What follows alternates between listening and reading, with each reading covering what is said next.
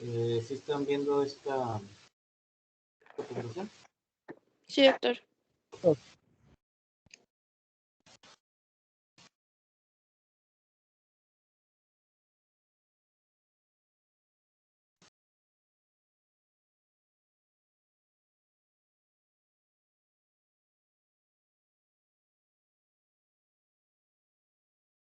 Sí, ¿seguimos conectados? Sí. No, no sé qué está pasando aquí, pero bueno. Entonces nos habíamos quedado ayer en lo que era la sífilis latente, ¿no? Habíamos revisado las manifestaciones de la sífilis primaria, la sífilis secundaria, diferentes formas de presentación de la misma enfermedad, a veces unas manifestaciones un poquito más devastadoras en pacientes que tenían sobre todo VIH, siendo una infección también de transmisión sexual. Entonces existe una fase latente en donde el paciente no tiene ninguna manifestación de enfermedad, sin embargo está infectado y dicha enfermedad se puede manifestar más adelante como un secundarismo. Realmente no le llamaremos enfermedad a tener la infección,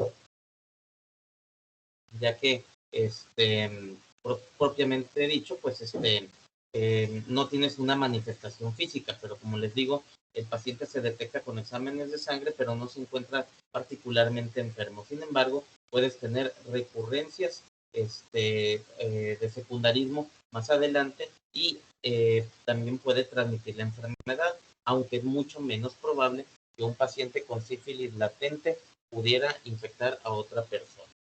Luego viene la sífilis terciaria, que es una manifestación muy tardía de la enfermedad, que como les había comentado, ya prácticamente no vemos este tipo de manifestaciones porque pues el paciente se detecta y se trata más oportunamente en la actualidad, ¿no? Como pueden ver aquí, les puede tomar a veces hasta décadas desarrollar este tipo de manifestaciones como la neurosífilis, enfermedad cardiovascular o una sífilis tardía. Bueno, la sífilis, la neurosífilis que ya habíamos comentado cuando vimos lo de la historia natural de la enfermedad, la puedes ver a veces desde la sífilis primaria. Sin embargo, lo habitual es que la encuentres durante un secundarismo. Otra vez, el secundarismo es cuando la enfermedad se disemina después del chancro hacia todo el cuerpo. Y tienes manifestaciones como máculas o pápulas o costras e inclusive lesiones ulcerosas en el resto del cuerpo. Ahí es cuando más fácilmente la bacteria se puede diseminar hacia el sistema nervioso central, que es lo que es neurosífilis. Y esta neurosífilis puede ser temprana o puede ser tardía. La neurosífilis tardía, pues es ya un tipo de sífilis terciaria. Y manifestaciones de ellas. Aquí, como pueden ver, la gran mayoría de los pacientes no va a tener ningún síntoma de neurosífilis. Algunos de los otros pacientes pues, van a tener diferentes manifestaciones como una encefalitis. Entonces, una meningoencefalitis aséptica, pues vale la pena considerar neurosífilis si el paciente tiene factores de riesgo, ¿no? Y bueno, vienen otras manifestaciones como la tabes dorsal, que es lo más comúnmente mencionado, y ya habíamos hablado también sobre la uveitis asociado a la neurosífilis, como una manifestación de secundarismo sifilítico que ven los oftalmólogos. Bueno, ya les había dicho pues que la neurosífilis normalmente no tiene síntomas, es una enfermedad asintomática en la mayoría de los casos, pero en los pacientes que sí tienen algún síntoma neurológico, pues es posible que terminen haciéndoseles una punción lumbar. Y en la punción lumbar normalmente pues vas a encontrar pleocitosis, o sea, glóbulos blancos elevados en el líquido cefalorraquídeo, proteínas elevadas como ocurre en cualquier meningitis, y si le haces un BDRL en el raquídeo, también debe de salir positivo. De tal manera que todo paciente que tiene BDRL en sangre y tiene manifestaciones en sistema nervioso central, o sea, cualquier manifestación, como una convulsión, como una uveitis, como una encefalitis, trastorno del nivel de conciencia, etcétera, estás obligado a buscarle también la sífilis en el cerebro, en el líquido cefalorraquídeo. Entonces, encontrando el VDRL positivo también en el líquido cefalorraquídeo como en suero, estás de cierta manera confirmando la neurosífilis.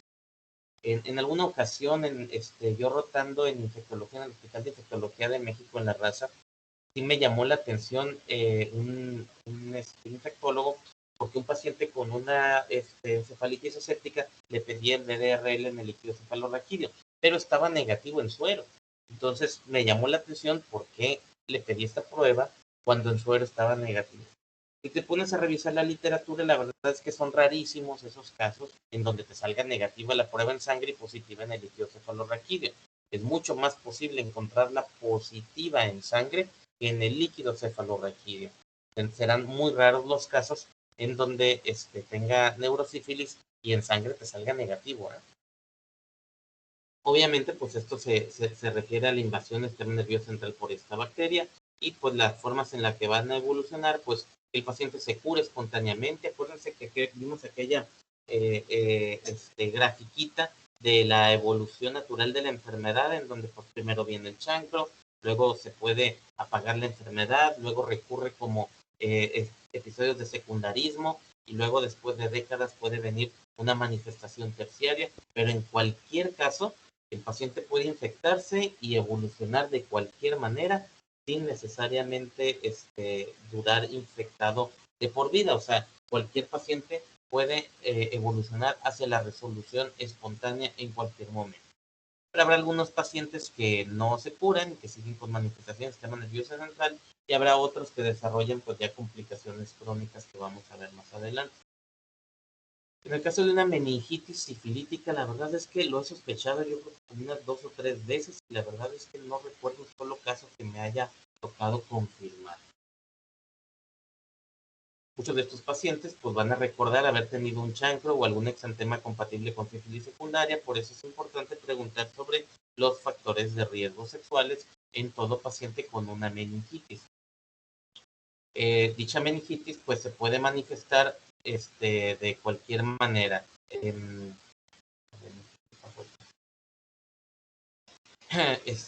Dicha meningitis se puede manifestar como cualquier meningitis aséptica, o sea, con trastornos del nivel de conciencia, con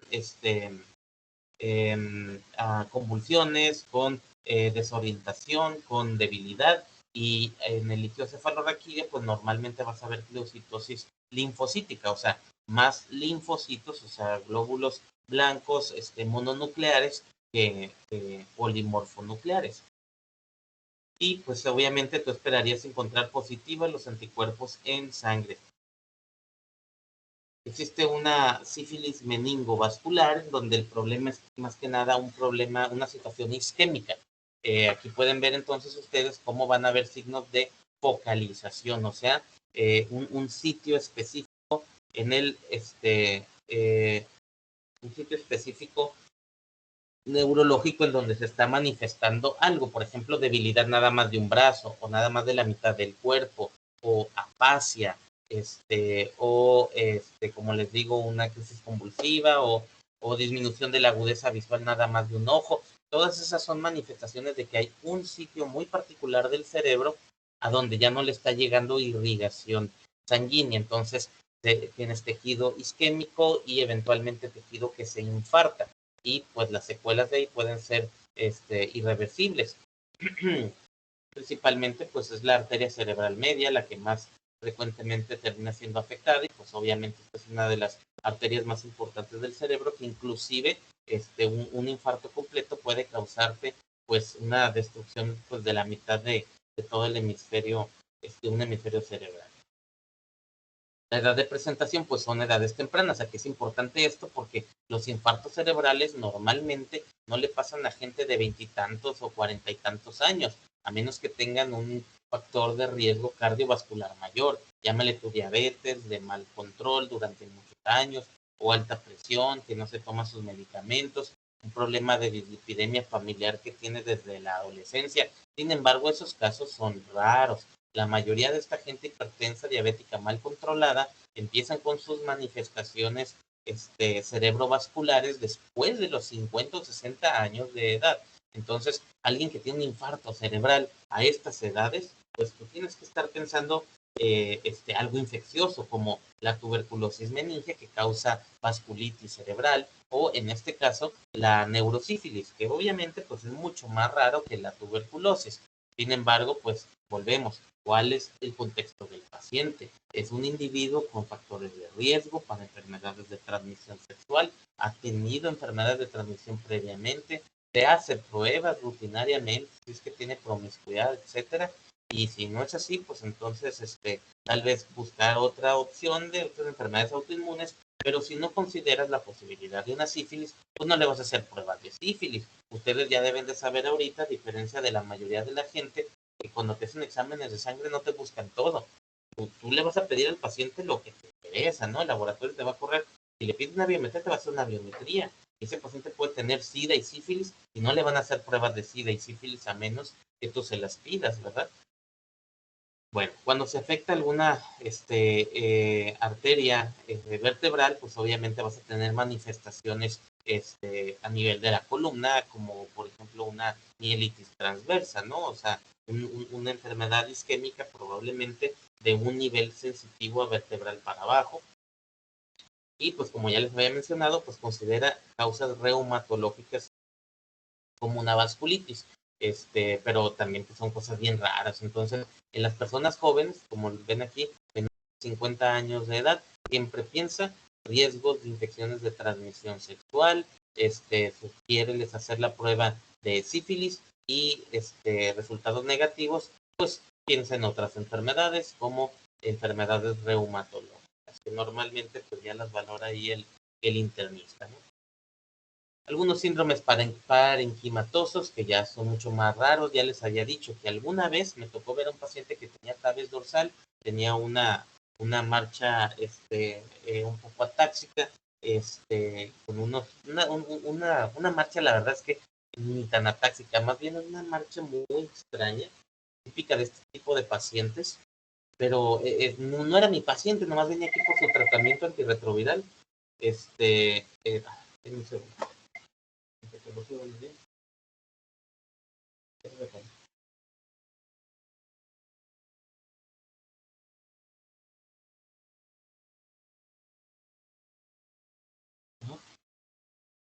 Sí, después de las 8, como ya se va a hacer, estoy dando clases.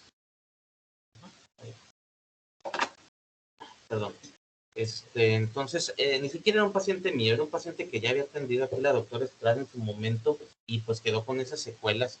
A mí nomás me tocó verlo de pasada porque venía por tratamiento. Pero bueno, en realidad ahí ya no hay mucho que hacer. Cuando el paciente ya tiene una manifestación de sífilis o neurosífilis terciaria, el daño ya está hecho y probablemente el tratamiento no sirva de nada. Es un paciente que no va a progresar rápidamente, muy probablemente ya no va a tener ninguna evolución satisfactoria si le das ningún antibacteriano. Entonces, pues esos pacientes los tenemos que detectar jóvenes.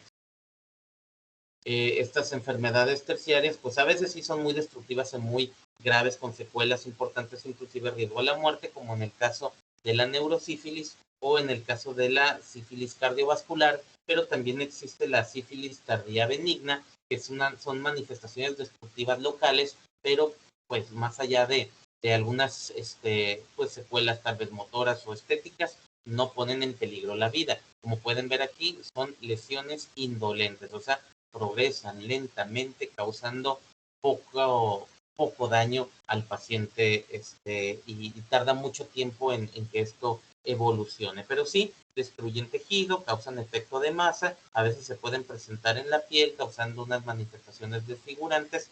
La verdad es que probablemente darles penicilina no vaya a cambiar mucho la evolución aguda, sobre todo en estos casos tan destructivos. Pero como pueden ver, las fotos son bien viejitas, o sea, son imágenes que ya no se ven en la actualidad.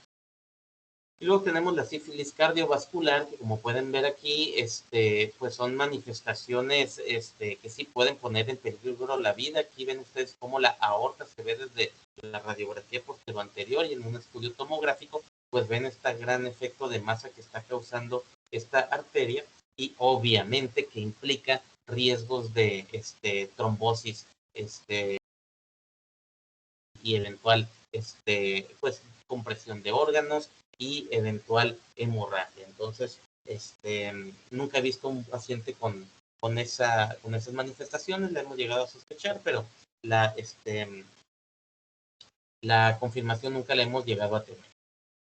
Bueno, esto es lo que ya les había platicado, las manifestaciones que pueden ser tempranas o pueden ser tardías. Las manifestaciones tempranas, pues inicialmente es el chancro, la sífilis primaria, y el secundarismo, que pues puede tener recaídas, ¿no? El paciente se cura, luego vuelve a tener otras manifestaciones, se vuelve a curar, le des o no le des tratamiento. Esto ahorita lo vamos a mencionar, que es lo del diagnóstico.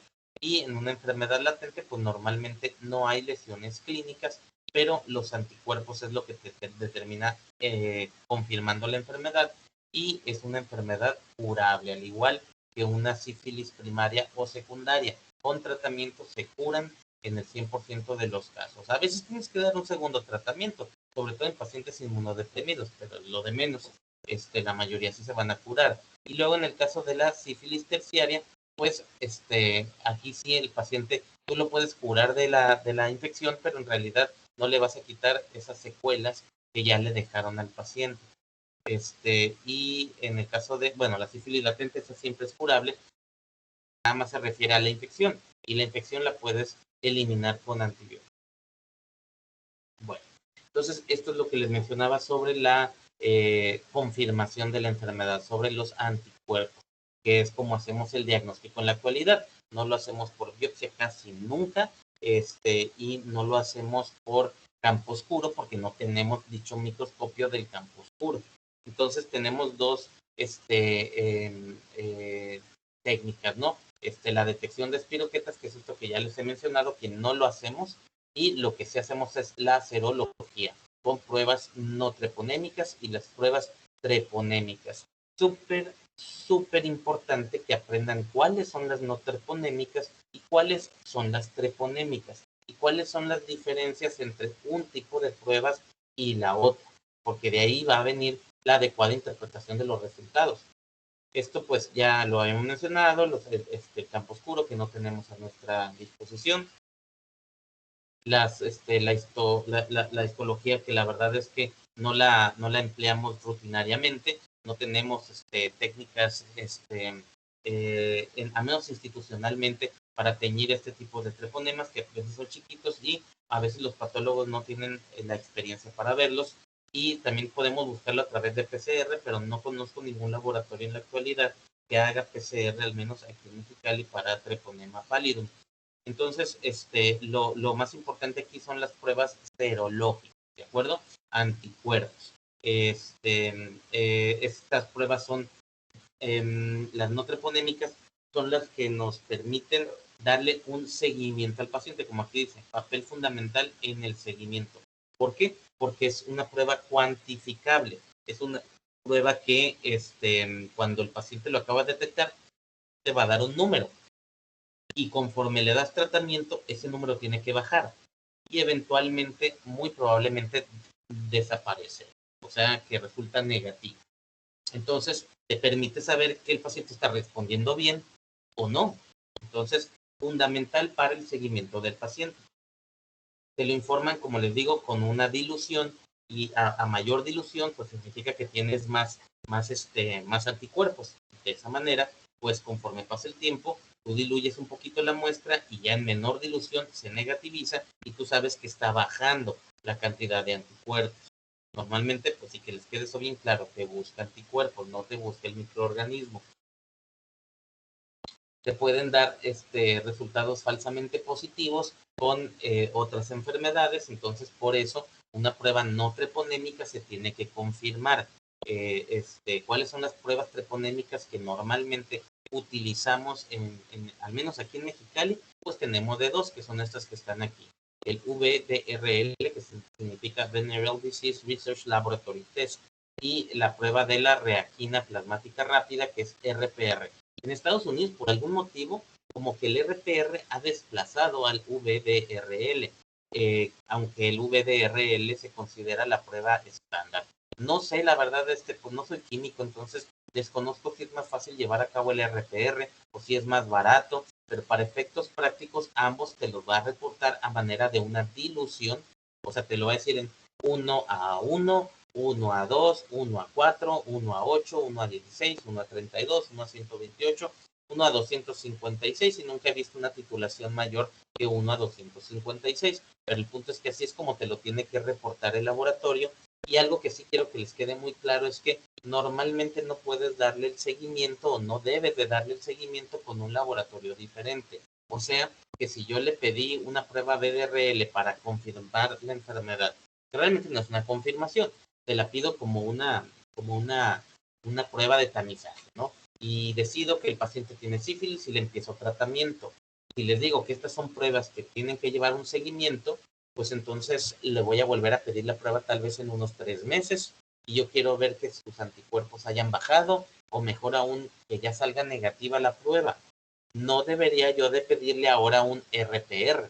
Si empezamos con el VDRL, entonces el seguimiento tiene que ser con el mismo tipo de prueba, ya que las diferencias en dilución pueden ser significativas. O sea que en esta me lo reporten en 1:20 y luego que en esta me lo reporten en 1:16 después del tratamiento y a lo mejor yo pienso que el paciente está empeorando, cuando en realidad el problema viene en el tipo de prueba empleado desde un inicio.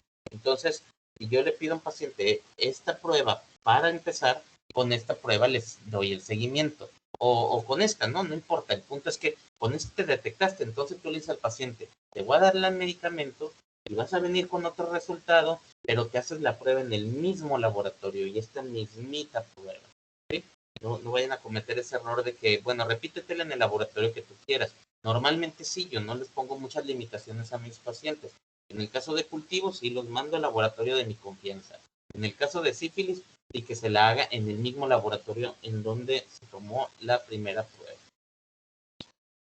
Entonces, como les dije, esas pruebas no treponémicas te sirven para cuantificar los anticuerpos y darle un seguimiento al paciente y pueden salir falsamente positivas en el caso de otras enfermedades autoinmunes, por ejemplo, u otras enfermedades infecciosas. Por ejemplo, hasta en el embarazo, ¿eh? No es raro que me manden mujeres embarazadas del Hospital Materno Infantil al Hospital General porque salieron positivas para sífilis durante su embarazo. Y a la hora que les pedimos una prueba confirmatoria, pues resulta que salen negativas. Bueno, estas son las pruebas confirmatorias, las treponémicas. ¿De acuerdo? Las otras eran las no treponémicas. Entonces, las pruebas treponémicas son estas, FTA-ABS. Esta es la que normalmente se utiliza acá en la ciudad. También tenemos ELISA para el treponema pallidum. Esta TPPA no la he encontrado, no me la han ofrecido los laboratorios. No estoy seguro si se lleva a cabo en todos lados, pero el punto es que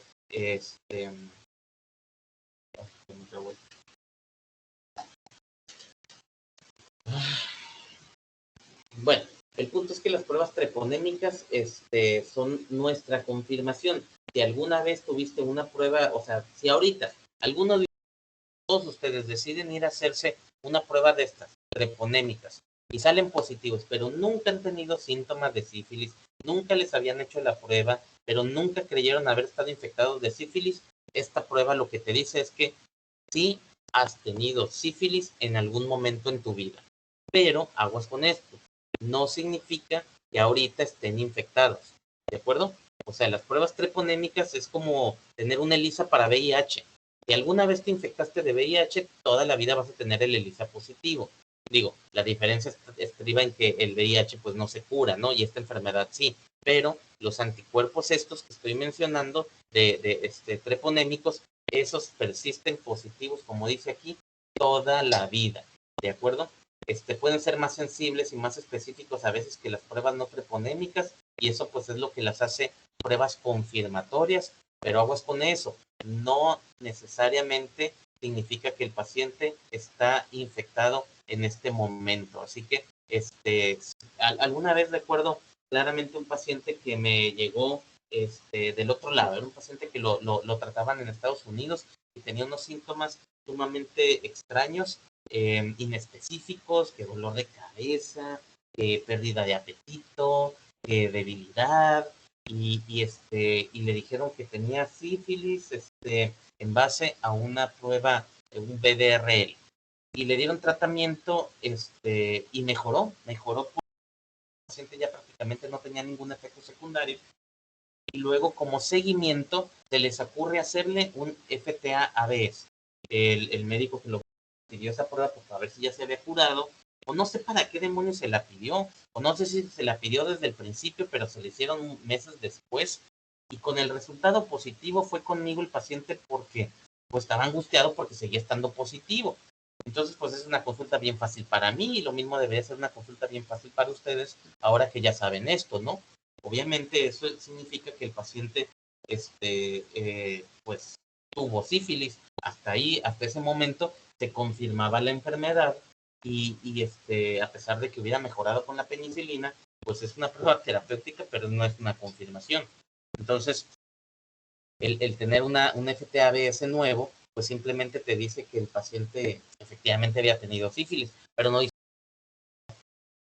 si el paciente ya mejoró, pues entonces es repetir el VDRL o el RTR, que seguramente es el que le habían hecho al paciente. Entonces, no cometan esos errores, ¿no? De pedir una prueba y otra y considerar que ambas son iguales. Tienen que saber entonces qué es lo que te está reportando el laboratorio. Si es una treponémica, qué implicaciones tiene, o si es una no treponémica. En cambio, por ejemplo, si un paciente alguna vez tuvo sífilis hace 10 años y ahora por su embarazo o porque se va a casar, le piden otras pruebas de sífilis, y le hacen esta prueba treponémica, pues va a salir obviamente positiva. Pero si le haces un VDRL y sale elevado, entonces, ¿qué significa? Esas son las cosas que ustedes tienen que saber interpretar. Bueno, entonces este es un algoritmo de diagnóstico. Por ejemplo, le haces una prueba de screening, que puede ser TPHA. En realidad aquí en México no la hacemos. Aquí es una prueba, dice aquí prueba rápida positiva. A lo mejor esas son las que hacemos, porque sí tenemos pruebas rápidas así del dedito es una tablita ahí de plástico, con una prueba de ELISA igual que las de VIH. La verdad es que no estoy seguro si es esta la técnica que utilizan, pero bueno, se tiene eventualmente que hacer un VDRL, que esa ya es cualitativa, y se supone que esta es una prueba ya confirmatoria. En México no la hacemos así, normalmente nos vamos a una prueba treponémica, como el FTABS. Si nos sale positiva, pues entonces ya confirmas la enfermedad, y si nos sale negativa, pues entonces buscas las opciones, ¿no? Por ejemplo, si le hago el BDRL positivo y me sale el BDRL me sale positivo, entonces le hago un FTA-ABS, me sale positivo, pues confirmo la enfermedad. Si me sale negativo, pues necesitaría hacer unos estudios, pues considerar otras opciones, considerar otra posibilidad, como por ejemplo que no tenga hepatitis, que no tenga VIH, que no esté embarazada, que no esté recientemente vacunado, que no tenga otras enfermedades inflamatorias autoinmunes, por ejemplo. En el caso de un paciente que ya antes había sido tratado para sífilis, si el BDRL estaba negativo y el FTABS estaba positivo, ya había recibido tratamiento el paciente, entonces no le voy a dar ningún tratamiento. Esto significa que alguna vez tuvo la enfermedad y nada más. Pero si nunca había recibido tratamiento, aunque el BDRL me saliera negativo, entonces tengo que darle tratamiento porque es un paciente que se encuentra en un estadio latente, con tan poquitos anticuerpos que hasta el VDRL me sale negativo, ¿eh? O sea, ninguna de estas pruebas tiene una confiabilidad del 100%. Bueno, existen aquí algunos criterios para el diagnóstico de la sífilis, como sífilis temprana, que es la primaria o la secundaria. Sin embargo, pues no es difícil. O sea, realmente, si tienes el cuadro clínico y tienes anticuerpos positivos, pues no hay duda. Y si no tienes anticuerpos, si no tienes manifestaciones clínicas, pues entonces no le vas a dar el diagnóstico lo vas a hacer con los anticuerpos. Y en el caso de las, aquí están los criterios. Igual revísenlos con detalle. Esto es algo de Mandel, como pueden ver aquí está la bibliografía, revísenlo con detalle, pues para que lo tengan presente para la hora del examen, ¿no? Y en el caso del tratamiento, aquí pues hay muchos numeritos, en realidad no hay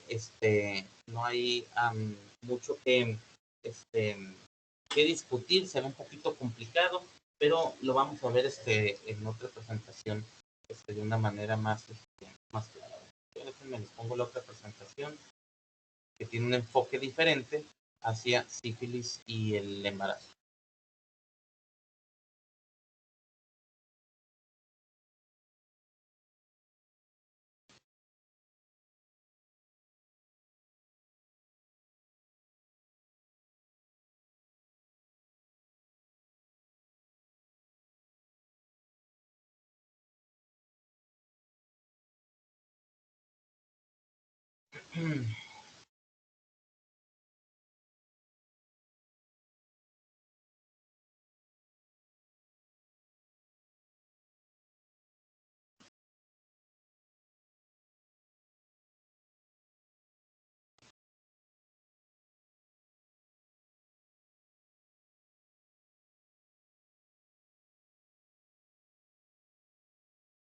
Bueno, pues aquí vamos a repasar muchos de los conceptos que acabamos de ver ahorita. Como les dije, no tengo prisa por acabar sífilis, ya que es una enfermedad de suma importancia para el médico general. Entonces, cualquier duda que les surja, pues me interrumpen,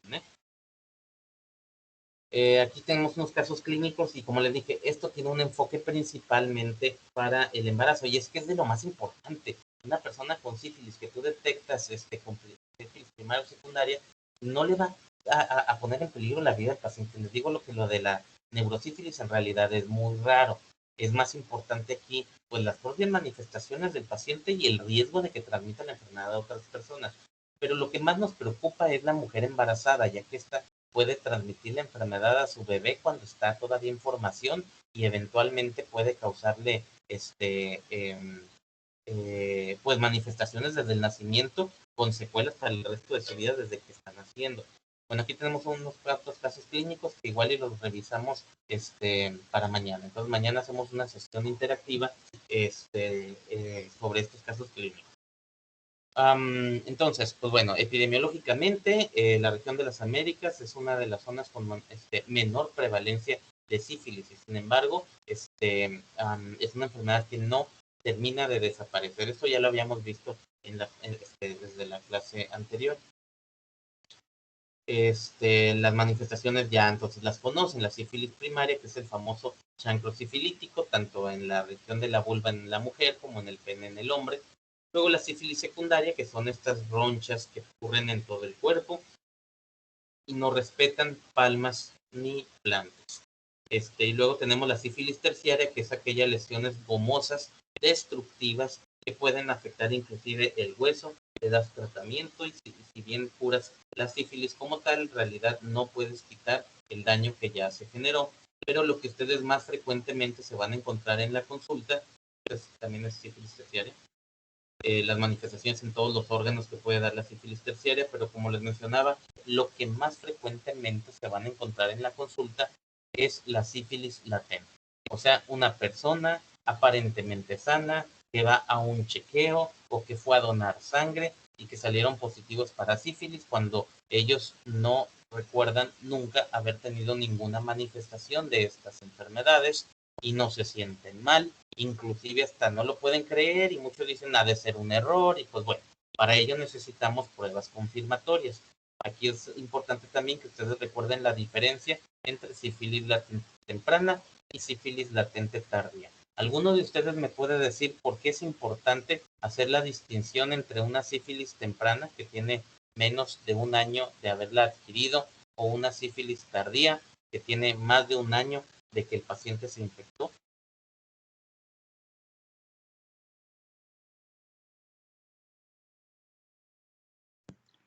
Las posibles complicaciones que podría estar experimentando el paciente. No, La etiología y el tratamiento. el tratamiento. ¿Cuál es la diferencia de tratamiento?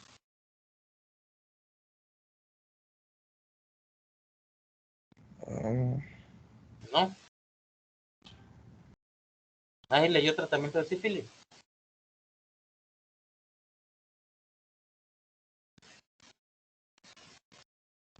Es penicilina, ¿no, doctor? Sí, es penicilina, por supuesto que es penicilina, pero ¿cuál es la diferencia en la penicilina de la sífilis latente temprana versus sífilis latente tardía? La dosis. No, no es la dosis, no necesariamente es la dosis. Más bien son pues la cantidad de dosis, las aplicaciones, pero ahorita van a ver pues la diferencia para quienes no leyeron. Bueno, ¿cuáles son los factores de riesgo para que una mujer embarazada tenga esta enfermedad? Ahora, esta es una factores de riesgo según, pues, sobre todo en Estados Unidos.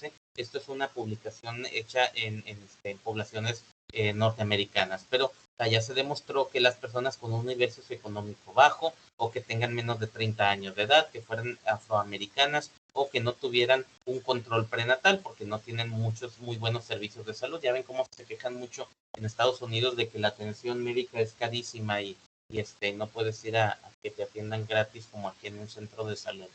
También el uso de drogas ilegales, que vivan en zonas donde hay mucha sífilis, pues obviamente por sentido común, trabajadores sexuales y otras infecciones de transmisión sexual. Creo que la mayoría de esto es algo que ustedes se pudieran imaginar, ¿no? No tiene que decirnos un artículo que esto es lo que se ha demostrado para pensar que realmente pues estas condiciones socioeconómicas o socioculturales pueden favorecer infecciones de transmisión sexual. Hay que recordar que todas las infecciones que tiene una mujer durante el embarazo pues son por transmisión sexual, o sea, prácticamente imposible que la hayan infectado porque le transfundieron sangre, porque saludó a una persona y que en la mano tenía una lesión y por ahí entraron treponemas, o sea, no, son mujeres que se acaban de infectar muy probablemente durante este embarazo. La transmisibilidad de esta bacteria es alrededor del 30%, lo cual en realidad es muy alto. Si consideras que la transmisibilidad del VIH son como 100 veces menos. El periodo de incubación ya lo conocen, normalmente son hasta 3 meses, en promedio 3 semanas. Para toda mujer embarazada, pues hay que hacerles un tamizaje prenatal. O sea, todas las mujeres en su primera consulta de control prenatal tienen que hacérseles una prueba de VDRL, por lo menos una prueba rápida de un piquetito en el dedo. Esto tiene costos muy bajos y grandes beneficios, ya que si la detectas en ese momento, pues le pones su penicilina y ya, se acabó el problema, ¿no? El mayor riesgo de que le estemos haciendo esta prueba a todas las embarazadas es que puede salirte de repente un falso positivo, eso le va a causar estrés y ansiedad a la mujer, por eso se tienen que confirmar, porque las embarazadas, como ya les había dicho, es un factor de riesgo para falsos positivos, ya que se hace un desastre inmunológico en el caso de la gestación. Parece ser que hacer la prueba durante el tercer trimestre no es costo efectivo para una publicación norteamericana. O sea, dicen los gringos, a nuestras mujeres embarazadas que ya viven en Estados Unidos, hables las pruebas a todas durante la primera consulta prenatal, pero las que te salgan negativas, ya estuvo, ya no las sigues, ya no se van a infectar durante el embarazo. Que terminen todo su embarazo, estarles repitiendo la prueba en el tercer trimestre es mucho gasto y ninguna te va a salir positiva, excepto si tienen alto riesgo, o sea, que le hayas detectado otra infección durante el embarazo, si es una mujer que intercambia sexo por drogas o dinero, es muy promiscua o vive en una zona de alta prevalencia de la sífilis. Acá en México probablemente yo no me arriesgaría a decir que es exactamente igual. Aquí en México yo sí recomendaría a todas nuestras mujeres embarazadas hacerles la prueba en la primera consulta y repetirla más o menos entre, como dicen aquí, entre la semana 28 y la semana 32 de gestación. Y probablemente inclusive durante el parto. Todas estas mujeres que me terminan enviando, o bueno, una gran cantidad de las que me terminan enviando, son mujeres que se detectaron en el parto. O sea, que fueron a parir, que a lo mejor no tuvieron ningún control prenatal y les hacen prueba rápida para VIH, les hacen prueba rápida para hepatitis C y les hacen prueba rápida para sífilis. Y cualquier resultado positivo me lo terminan mandando. Pero bueno, legalmente, ¿qué es lo que dice nuestra norma oficial mexicana que tenemos que hacer? Aquí dice que a toda mujer embarazada se le debe de realizar esta prueba de tamizaje para sífilis, independientemente del trimestre, o sea, en la primera visita prenatal, y luego repetirla posterior al parto. Entonces, si tú la detectaste pronto a la mujer embarazada, durante el primer trimestre le estás dando seguimiento, le haces la prueba, te sale negativa, bueno, luego cuando tenga el parto se la tienes que repetir. Esto es lo que dice nuestra norma oficial mexicana. Y toda que salga, bueno, a toda la mujer que salga, que tenga también VIH, tienes que hacerle la prueba de sífilis, y a toda mujer con sífilis tienes que hacerle la prueba de VIH. Bueno, esto también ya está, pues, prácticamente implícito, ¿no? Cualquier infección de transmisión sexual implica riesgo de otras infecciones de transmisión sexual. Bueno, ahora sí, de vuelta al diagnóstico, nos olvidamos de los anticuerpos, del campo oscuro, porque no hay ningún laboratorio que sí lo haga. Nuestros pacientes fundamentalmente se van a diagnosticar con anticuerpos. Entonces tenemos dos tipos de pruebas, las treponémicas y las no treponémicas. Las no treponémicas que tenemos a nuestra ya las mencioné ahorita, RPR y VDRL. Y las treponémicas confirmatorias que tenemos en Mexicali, pues es el FTA-ABS y tenemos el IST. La bronca principalmente es en cuanto a la interpretación, no a saber pues cuál es la prueba treponémica y la no treponémica. Obviamente yo les voy a preguntar en los exámenes cuál es una prueba treponémica y cuál es una no treponémica y las diferencias fundamentales entre ellas, pero eso es algo fácil de que ustedes lo aprendan. Lo difícil sería la interpretación de esos resultados cuando tengas al paciente enfrente. Entonces, por ejemplo, puedes tener falsos negativos, por ejemplo, con unas titulaciones que están muy bajitas, una persona que se infectó hace mucho y que sus anticuerpos lograron contener a la enfermedad bastante, de tal manera que ya prácticamente no tenemos anticuerpos después de algunos años. Pero el puro embarazo puede darte falsos positivos. Estamos hablando aquí de falsos positivos, perdón. El puro embarazo te puede dar estas titulaciones bien bajas, reactivas en las pruebas no treponémicas. Estos son unos resultados que duran poquito tiempo, ¿no? Normalmente unos 6 meses, se le llama falso positivo transitorio. Aquí, pues, ¿qué es lo que tienes que hacer? Obviamente una prueba confirmatoria. Si te sale la mujer embarazada con una titulación del VDRL 1 a 1, eso ya está positivo, pero es lo más bajo que te pueden reportar una prueba de VDRL. Entonces, tú obviamente lo que tienes que hacer pues es una confirmación con una prueba treponémica y esta pues debe de resultar negativa si es que esta paciente nunca ha tenido la sífilis. Generalmente pues son personas que no tienen ningún síntoma y son personas de bajo riesgo. O sea, a la hora que llega la paciente le preguntas, oye, ¿cuántas parejas sexuales has tenido? No, pues un novio hace como 20 años y mi esposo actual y ya tenemos 2 hijos y nunca hemos salido positivos para nada y pues somos monógamos. Entonces la posibilidad de que sea un falso positivo por el embarazo pues obviamente es más alto, ¿no? Vacunas recientes, una enfermedad febril aguda, una endocarditis, una infección grave puede darte estos falsos positivos transitorios que se desaparecen en unos meses. En esos casos, pues se recomienda darles un seguimiento hacia el tercer trimestre, ¿no? Después de las 28 semanas de gestación. Entonces, ¿de qué depende nuestra interpretación de los resultados? Pues si hay o no hay síntomas, es súper importante. La historia previa de la enfermedad, o sea, ya te habían salido positivos antes, ya recibiste tratamiento antes, eres una mujer o un hombre o alguna vez fuiste una persona muy promiscua, y su estatus inmune, sobre todo en relación a lo de VIH, o sea, tiene o no tiene VIH. Bueno, esto es como hacemos la interpretación de la enfermedad. Por ejemplo, un paciente que tiene una no treponémica positiva y una treponémica positiva, como que aquí no hay mucho que discutir, ¿no? Obviamente esto te apoya el diagnóstico de una enfermedad activa. Si el paciente nunca ha tenido historia de sífilis, significa que tiene una infección reciente y amerita tratamiento. Si el paciente ya antes había tenido sífilis tratada, bueno, entonces esta interpretación se puede volver un poco más complicado. Si el paciente ya antes le habían dicho que tenía sífilis y ya le habían dado penicilina antes, entonces no es tan fácil como decir otra vez trae la infección. Existe la probabilidad, sí, de que sí se haya vuelto a infectar, pero a lo mejor le acaban de dar el tratamiento y todavía no negativiza el VDRL y por eso todavía sigue estando positivo. O a lo mejor fue un fracaso el tratamiento que el paciente había recibido antes, o a lo mejor es este estado de cero positividad persistente. La verdad es que no sé cómo traducir esto al español. Estado cero fast es un estado de afinidad por los para VDRL, los anticuerpos para sífilis, persistentemente, a pesar de que ya no tengan la enfermedad, todavía van a quedar con anticuerpos. O sea, en otras palabras, el VDRL normalmente debe de negativizarse después de que el paciente se curó, pero no siempre es así. Algunos pacientes son cero fast, o sea que tienen cero positividad persistente y ya no están infectados y ya no necesitan tratamiento.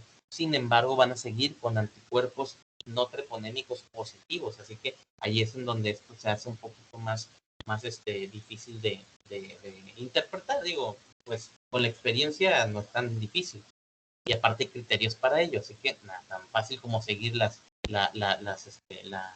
indicaciones médicas, ¿no? Entonces, por ejemplo, una nueva infección es cuando tienes una titulación de la prueba no treponémica más de 4 veces, o sea, haz de cuenta que el paciente lo detectaron con una positivo 1 a 8, el VDRL con FTABS positivo, empieza el tratamiento y al cabo de algunos meses o años, ese 1 a 8 se le fue a 1 a 128. Entonces, tienes una elevación de más de 4 veces de la titulación inicial, entonces te volviste a infectar. El paciente cero fast es aquel que tiene titulaciones bajitas, como 1 a 8 o menos, o sea, 1 a 8, 1 a 4, 1 a 2, 1 a 1, persistentemente positivo, a pesar de que haya recibido un tratamiento adecuado. Entonces, súper importante que cuando llegue el paciente y te diga que tuvo sífilis y que y que le dieron tratamiento, tú tienes que determinar qué sífilis tenía cuando lo detectaron. ¿Traías un chancro? ¿Traías lesiones en la piel? ¿Era sífilis primaria, sífilis secundaria? ¿O solamente fue una? O sea, solamente te encontraron anticuerpos sin manifestaciones clínicas, porque el tratamiento depende de ello. Y si nomás fueron por anticuerpos, entonces, ¿cuánto tiempo tenías infectado? ¿Tendrías ya más de un año o tenías menos de un año? Eso lo puedes calcular en base a cuándo empezó su vida sexual, ¿no? Ya alguien que te dice, no sé cuándo me infecté, pero yo tengo 5 años que empecé mi vida sexual, entonces, pues, considera que sea más de un año. Y pues el tratamiento es diferente, si va a ser una sífilis primaria, secundaria o latente temprana, que si es una sífilis latente tardía. Entonces, si era una sífilis latente tardía, pero solo le dieron una dosis de penicilina, tal vez no le dieron el tratamiento completo y ahorita tenemos un fracaso al tratamiento. Pero si te dice el paciente, no, yo tenía un chancro, salió una úlcera en el pene o en el labio y me salió positivo lo de sífilis y me dieron una sola dosis de penicilina.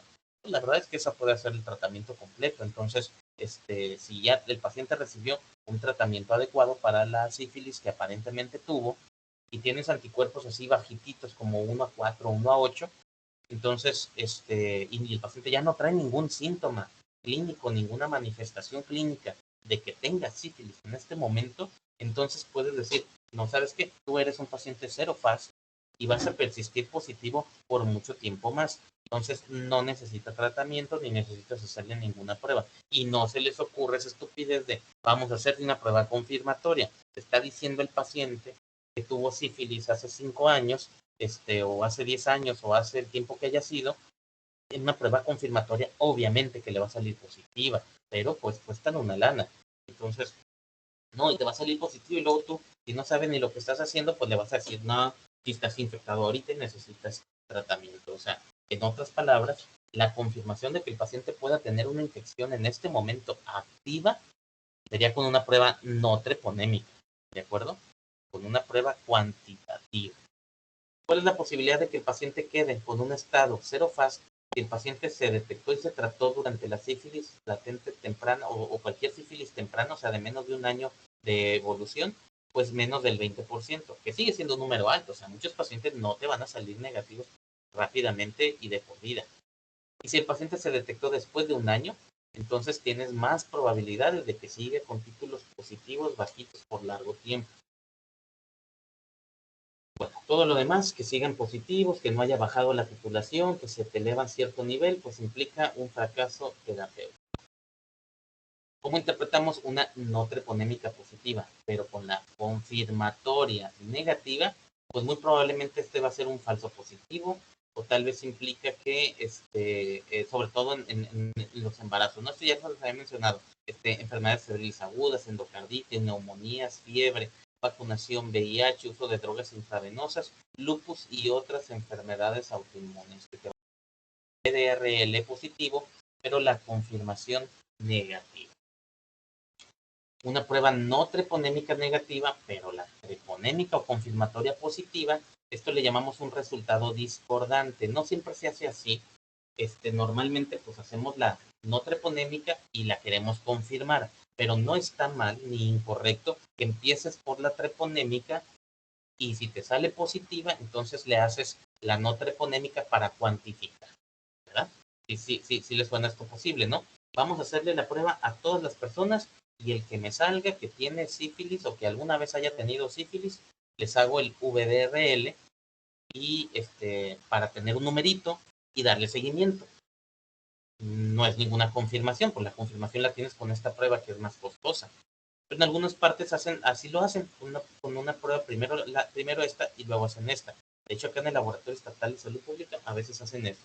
Primero la treponémica y luego solamente para cuantificarla le hacen la no treponémica.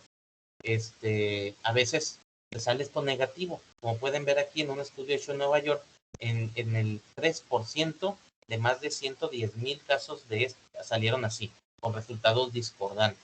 O sea, la treponémica positiva y la no treponémica, está negativo, pero se supone que ya tuviste sífilis. Bueno, ¿qué puede significar esto? Básicamente que el paciente ya recibe un tratamiento, obviamente, ¿verdad? Si un paciente ya le dieron la penicilina hace 2 años por sífilis y ahorita les hacen esta prueba, pues te va a salir positivo, pero a la hora que hago la prueba para ver qué tan activa está la enfermedad, pues me va a salir negativo, porque el paciente lo curaron cuando le pusieron la penicilina. Sin embargo, se recomienda que hagas una exploración física intencionada. Muchas veces dejamos la exploración genital, pues por pudor, por flojera, por lo que tú quieras. Le preguntas al paciente y te ha salido alguna secreción, o traes alguna úlcera o alguna bolita ya alrededor del pene o de la vagina, y el paciente te dice, no, nada, todo bien, bueno, y lo dejas. Pero en el caso de que te salga positiva esta, y negativa la prueba no treponémica, dice, haz una exploración física intencionada. En el hombre, pues es fácil buscarle chancros, pero en la mujer no, tienes que meter un espejo vaginal y la mujer normalmente no se explora dentro de la vagina. Entonces, hasta que no metes el espejo, puede que te encuentres ahí el chancro. Y esto es importante porque resulta, como ya se les había comentado, la prueba treponémica tiene mayor sensibilidad que la no treponémica. Entonces puede que haya salido falso negativo o que está muy inicial todavía la infección y estás en la enfermedad primaria y todavía la prueba BDRL no te alcanza a salir positiva, pero la treponémica ya está positiva. Entonces resulta que el paciente está en un estadio pues muy inicial con esta infección activa y tú puedes confundirte y decir, no, pero ya te salió esta negativa, entonces es una equivocación. No, ya recibiste tratamiento para sífilis, no, nunca me han puesto entonces es muy probable que sí tenga sífilis y hay que darle tratamiento a todas las pruebas treponémicas, a menos que ya hayan recibido un tratamiento previo, ¿no?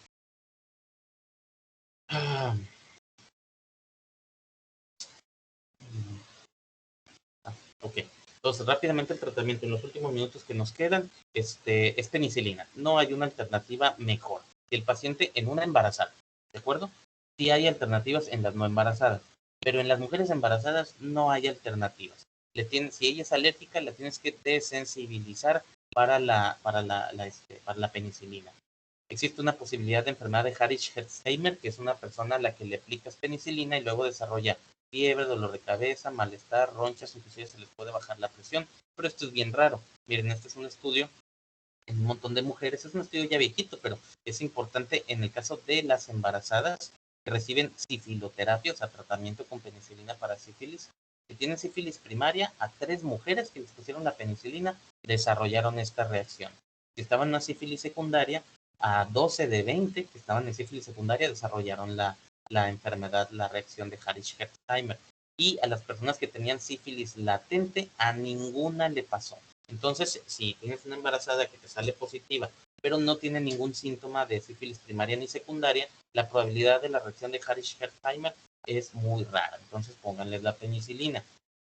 ¿Cuál es la dosis? Para una enfermedad temprana, o sea, sífilis primaria, o sea, chancro, o sífilis secundaria, o sea, lesiones en la piel, ronchas en todo el cuerpo, o sífilis latente de menos de un año de la infección, o sea, cuando te dices que empecé mi vida sexual hace 6 meses, pues entonces obviamente es una sífilis latente temprana. O que se hizo una prueba y salió negativa hace 6 meses, entonces se infectó en estos 6 meses. El tratamiento es penicilina benzatínica, 2.4 millones intramuscular, dosis única. Esta es una de las pocas indicaciones en donde sí les voy a pedir que se prendan la dosis. Otra vez, sífilis temprana, benzatínica 2.4 intramuscular, dosis única. Sífilis tardía sería pues la sífilis latente que tiene más de un año de haberse adquirido, o la sífilis terciaria, y aquí también ponemos a las personas que tienen VIH. Si tú tienes una de estas, pero tienes VIH, entonces te pasas para acá. La dosis es la misma, benzatínica 2.4 millones intramuscular. La cuestión es que van a ser 3 dosis. Aquí es dosis única, pero no son 3 dosis, una hoy, otra mañana y otro pasado, como lo he visto muchas veces. Son dosis semanales. Acuérdense de la benzatínica. Acuérdense que esta es una penicilina de vida media larga. Le aplicas la dosis ahorita y durante 5, 6, 7 días todavía tienes penicilina rondando en tu sangre. Entonces, pues por eso la dosis tiene que ser semanal para que el tratamiento de 3 dosis te dure el efecto 3 semanas. Si yo le pongo una dosis hoy, otra mañana, otra pasado, el tratamiento me va a durar 10 días a lo mucho.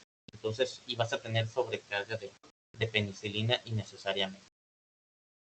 Existen tratamientos alternativos, nada más para que los conozcan, pues tetraciclinas, cefalosporinas y macrolides. Entonces, para cualquier persona no embarazada, le puedes dar estas opciones, sin embargo, no son muy buenas. Es muy probable el fracaso, como aquel paciente que les comenté que era un estudiante de medicina de Guadalajara, que recibió la doxiciclina por sospechas de infecciosis, pero resulta que era sífilis y no se curó, volvió con las ronchas y volvió conmigo y yo terminé confirmándole la sífilis. Bueno, pero en el embarazo no damos tetraciclinas porque están completamente contraindicadas. En el embarazo no damos cefalosporinas porque la eficacia es incierta, sería una dosis mucho más alta y no les va tan bien, tienen más riesgo de recaídas, como un 20% que con la penicilina. Y en el caso de los macrólidos, pues estos no penetran muy bien a la placenta. Entonces esos son los motivos por los cuales no damos tratamientos alternativos en embarazados. Bueno, ok, entonces terminamos con esto la clase. Mañana continuamos entonces con una sesión interactiva, ¿de acuerdo? Doctor, buenos días. Nomás para ver si me puede poner asistencia. Entré poco después de que terminé de pasar lista yo. Miguel ¿Cuál Villa. es tu nombre? Miguel Villa. Ok, está bueno. Muchas gracias. De igual manera, Cecilio Moreno, doctor, una disculpa. ¿Quién? Moreno Valdés Cecilio, doctor. Ok, está bueno. Gracias. Hasta luego. Ok, Doc. Entonces nos vemos mañana.